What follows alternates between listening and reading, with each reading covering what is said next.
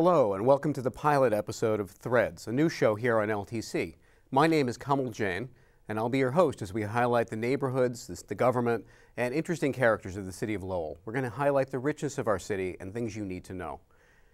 As we go around, we're going to introduce guests such as Anne Marie and Corey here, and we're going to be talking about their Lowell, and we'd like to hear about your Lowell as well. So today we're going to be talking about the city's new master plan, or draft master plan. It's still not finalized. The city's been holding public meetings to talk about this plan, and hopefully you've had a chance to read about it and maybe attend one of the meetings that have been well attended. Our guests today are Anne Marie Page, and just a little bit of information about Anne Marie. Anne Marie has her own show here on LTC, actually called Our Neighborhood, so you may see her here if you're a frequenter of the show. Anne Marie is also president of the Lowell Citywide Neighborhood Council, and you can speak to that a little bit when we talk about neighborhoods. And Lowell, you know, interesting, Anne Marie, you tell me that you're Lowell born, Lowell bred, and someday you'll be Lowell dead. You can speak to that a little bit. I understand you've made some arrangements to that end. And Corey Scuito, next to her, Anne Marie. Corey is a software engineer by trade. Yes. And he is on the board of the Historical Society of Lowell, and he's also an advisory board member for Mill City Grows, and hopefully we'll hear a little bit about, I've heard about that, I know some folks down there. And you've been living in downtown Lowell, where you're secretary of the Lowell Downtown Neighborhood Association. You've been living in downtown since 2006. Correct. So thank you for joining us today, and welcome to Threads. Thank you. So we'd like to start out by talking about three different topic areas today. We're going to talk about mobility and economic development.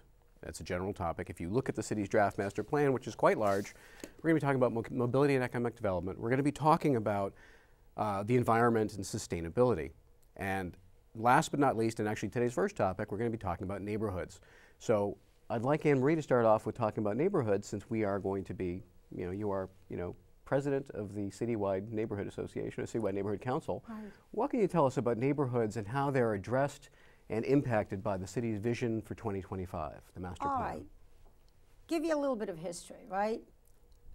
I always joke and belong to other groups, and I've always say I'm Lowell born, Lowell bred, someday Lowell dead, right? And you said I made arrangements, right? I bought a little piece of land over at the Lowell Cemetery, and it's lovely, right? Of course, my husband kids, because I put a stone on it with his name and my name.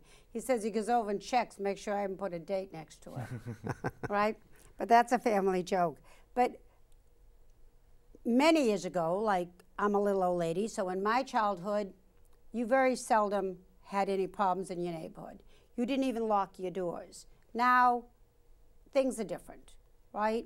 So you have to be aware of what's going on around you. And because there was a little uprise on crime and issues in the neighborhood, the police department started with some little satellites, which in the big cities they call them precincts.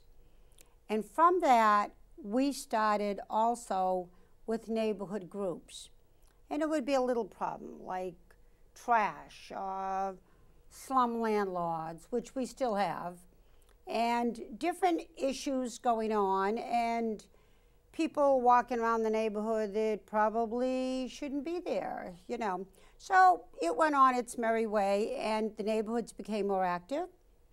Now we actually have 11 active neighborhoods that have offices, boards, and they're very active. Right, so you've got the LDNA, you've got the Action Acre, Dave Willette's group, I Live in the Acre. Wonderful, Dave. Right, he's wonderful. So. Kathleen has done wonders for downtown. But you had to do something because things were getting out of hand. And this is your neighborhood. This is your quality of life, right? And if you don't give a darn, who's gonna? You know what I mean? So you get involved. You get involved with your neighborhood group, what's going on, right? And a lot of people won't call the police, or they won't call City Hall, but they'll call a neighborhood leader. And that's fine. That's fine, because then we'll call. I think, for myself, I've lived in a number of cities around the Commonwealth, mostly in the eastern part of the state. And I think Lowell, to me, has the strongest sense of neighborhoods of any place I've lived. And so I mentioned our Lowell, or your Lowell, and really it is our neighborhoods that make up our Lowell. It is. And that's an important part. And clearly that's the reason partly you've chosen the show name for your show here at LTC. But we build up from there. We know the people on our block. We know the people around us. That breeds some comfort and security in knowing who's who and who should be there or who shouldn't be there. And that's exactly it. As I said many times ago, a few years, you have to know your neighbors. A few years ago, 5 houses on our street sold, 5. So now we had 5 strangers, right? They didn't know us, we didn't know them. So we had a cookout. And I'll always say to everyone, a cookout is not, you know, we didn't do lobster and filet mignon. This was hot dogs and hamburg, some things, coloring books and crayons, things for the kids to do. Everyone wore a name tag. Everybody got to know everyone. It was wonderful. It was wonderful because now everybody watches out for each other. They go out, they shovel, they help somebody elderly or somebody disabled on the street. We had a little snowstorm come about a week and a half ago. Neighbor up the street, 3 houses up, comes down with the snowblower, came all the way down, passed 2 more houses. He knew our neighbor next door was very sick. Right down his sidewalk, right up into mine. You know, they're good neighbors. They watch out for each other. They greet each other in the morning. Well, you know, you raised an important point. People do move on. Houses are sold. Right. Sometimes it's because, you know, a couple that maybe a family may be living somewhere. Maybe the parents pass on. That's right. The kids have moved away. That's it. Now you have new people in. So Corey, you've been in downtown since 2006.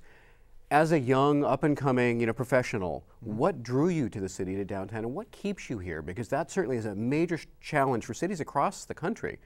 Is, you know, how do you keep sort of, you know, the millennials, as they're calling them, how do you keep people wanting to stay where they are, to cut down on turnover? People feel like they don't just have roots, but they're actually part of the foundation of something like downtown Lowell. Well, for me, depending on who I'm talking to, I can say that, you know, oh, I've either blown in or I've been, you know, I have, I have great-great-grandparents buried in St. Patrick's who came over from Ireland in, like, you know, 1900. So if I want, there's already a spot for me in St. Patrick's as well. So it's not as if I'm from too far away. But I did grow up in Tingsboro. And, you know, around the time becoming a teenager, living in a town with a 2-acre lot minimum where you can walk 5 miles and hit nothing but another colonial-style house gets a little boring. So I went to college upstate New York. I lived in a small city there, and I came to really fall in love with living someplace with a strong sense of place, architecturally interesting places to go, things to do, things to see. And so when I moved back into Eastern Massachusetts, going to school for software, the Boston area in general is a great place to locate. And having family up this way, Lowell is affordable. I mean, granted, it was right in the middle of the mortgage housing bubble, but you know, I had no problem securing a mortgage and affording. I own a condo downtown, so it was easy for me to make the choice to end up locating here. I mean, even if I had wanted to go to Cambridge or Boston, I wouldn't have been able to afford it. And between the family history and my own personal interest in being on the board of the Historical Society, I'm, you know, very interested in local history and the threads that really have tied Lowell of 180 years ago to the Lowell of today. So I like being surrounded by that type of thing. Yeah, that I hear that a lot, and certainly for myself, it's one of the things that keeps me living in the Acre where I am, and the Acre, of course, is one of perhaps Lowell's more colorful neighborhoods. Oh, of course. And but we've got a map of the neighborhoods of the city up here on this screen. During the show, when you're watching it, you'll see it'll look much better than this. But you know, you think about the economic diversity of our neighborhoods, right? And you talked about affordability. There are certainly parts of Lowell I certainly could not afford to live in. You know, and there are parts I can, and I'm assuming similarly for both of you. Yes. It is. And then you combine the cross-section of ownership with renting, and you get a good mix of people with different, you know, from the lowest paid blue collar and other types of, you know, manual laborers right up to highly paid professionals and business owners. And that really provides sort of, continuing with the theme of threads, it creates a rich tapestry that is Lowell. But a neighborhood, another word for neighborhood, I think, is respect. You respect your property, you respect your neighbor's property. Because if your place looks like a pig pen and you let it stay as a pig pen, your property now isn't worth anything, but you have devalued your neighbor's property also, right? So that's not being very respectful to your neighbor. You know, a good neighbor is a good neighbor, and a bad neighbor is something we don't need, really. And that's why we have neighborhood groups, to try to handle the bad neighbor, right? And then we have a neighbor that might be elderly or disabled or having a hard time, or maybe a young widow with children. And we have a lot of programs right? Like we had Christmas in April, which is now I think called Rebuilding Together or something. And what it is there are where people go. They go and they help. They volunteer a day, they paint, they repair. It's a wonderful thing, right? And it's to help out a neighbor that needs some help. That's a wonderful program. And there's a lot of good programs at Lowell and a lot of good neighbors. One of the things that I heard coming up at the public meetings about the master plan, people raised the idea and said, can the city act as sort of a facilitator and connector to bring newcomers to the city, connect them to their neighborhood associations, and connect the neighborhood associations? Obviously, you've got the council. Right. But, you know, I didn't really know about Action Acre, for example, for some time, and other things going on in the Acre until I happened to meet someone. And, oh, actually, I was on the City Life show with Dave Willett. That's how I found out about it. So there are different ways. And, you know, in a city of over 100,000 people, and people coming and going, you know, what do you think the city could do? And what did you hear from the city and the master plan and the vision on helping bring the neighborhoods together and letting the neighborhoods really be the city? Right. Well, what it is, it's partnerships, right? Like we have a neighbor group every month. We have somebody from the police department that gives a police report. So you know what to be aware of in your neighborhood, right? I'm sorry, but maybe years ago you didn't need a key for the house or a key for the car. Now you do. So you know what? Lock the car, right? Don't leave your laptop sitting in the front seat or something like that. But that's all over. That's not. Lowell is a very good city, good neighbors, developing, growing. Every single neighborhood is growing. And the neighborhood groups help to inform neighbors of everything that's available. Every different month there's a different guest speaker that tells you about another program or something that's available, from buying a house, right, to what your rights are if you're a tenant that rents property, to what's available from the theater, the arts, everything that's available. We're like a mini Boston. We're like an affordable Boston, right? So like if you don't want to pay the big bucks to Boston, you just come up the road about 35, 40 miles and you're in Lowell with many different neighborhoods. It's a good mix. Lowell has always been a diversified city. And we always cared for each other. And that's why we have to have neighborhood groups so people know, we're here. We care about you. We want to be able, so you need this. We're going to connect you with this people. These people, this group, they have what you need, right? And that's what it is. It's teamwork. So one of the ideas, of course, Lowell is a city rich with immigration as well. We've got Always the prior has been. generation of immigrants. You know, we've got the Irish, the French Canadians, the Greeks, and more recently we've had the Southeast Asians, and you know, of course, we've also got the Puerto Ricans and other, you know, Hispanic communities.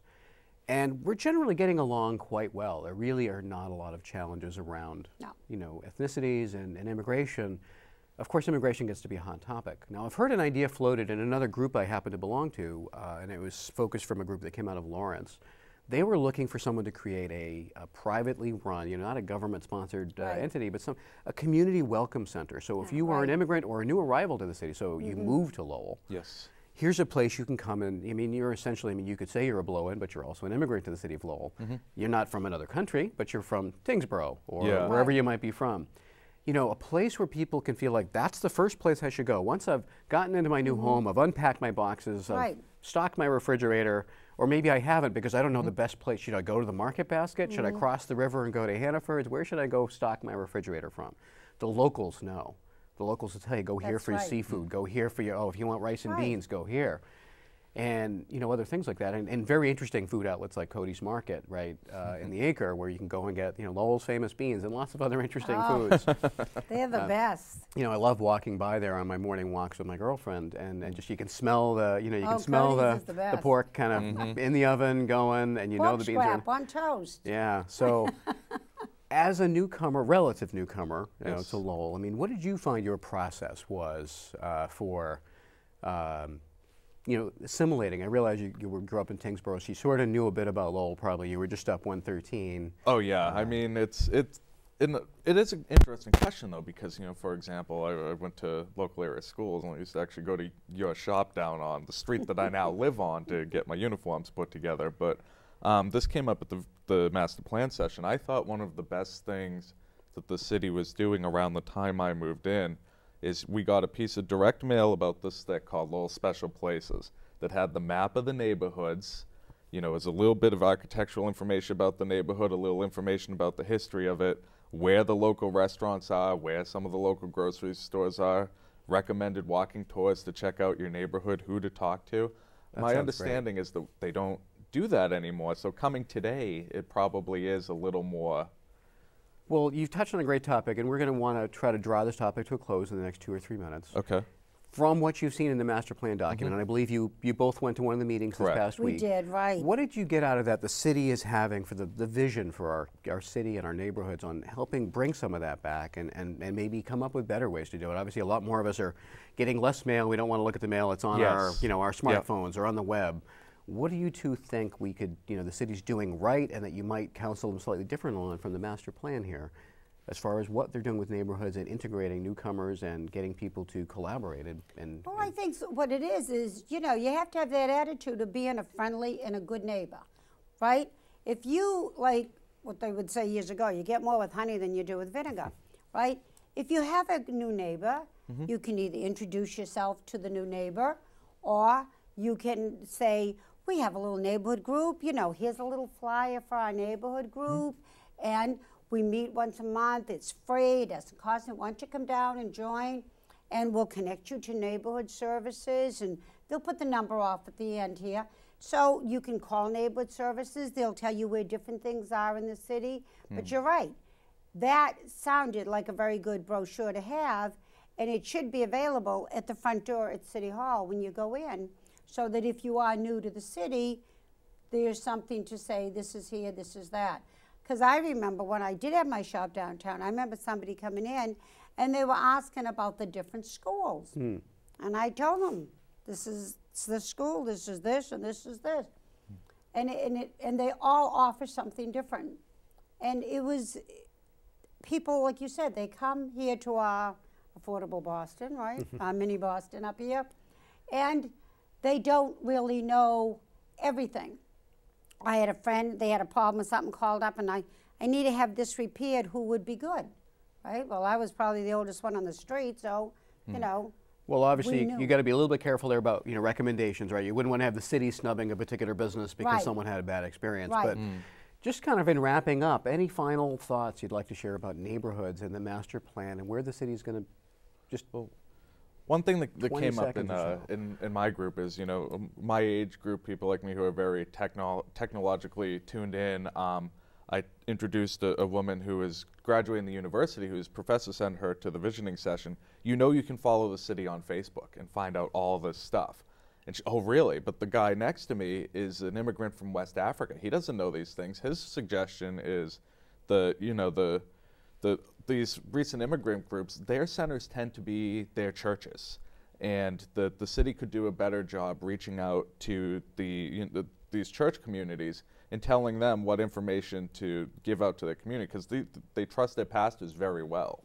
Right. And any final thoughts? Well, I do want to tell people that they should call City Hall, call neighborhood services, get involved, and the citywide neighborhood council is all the neighborhood leaders get together. So we talk with each other on different issues and different subject matters. We meet with the people that run this city so that everybody's abreast of what's going on and try to solve problems or issues. To be good, the same thing, be a good neighbor. Being a good neighbor is wonderful advice. Be a good neighbor. This has been a wonderful discussion. I hope all of you watching at home have had an opportunity to listen in and pay attention. We'll be putting up the email address and website for this show so you can send us your feedback. We want to know what you thought of the segment, any ideas you have, things that people should know about their Lowell and the threads that tie us all together. So that's been our talk on the neighborhoods, part of the master plan.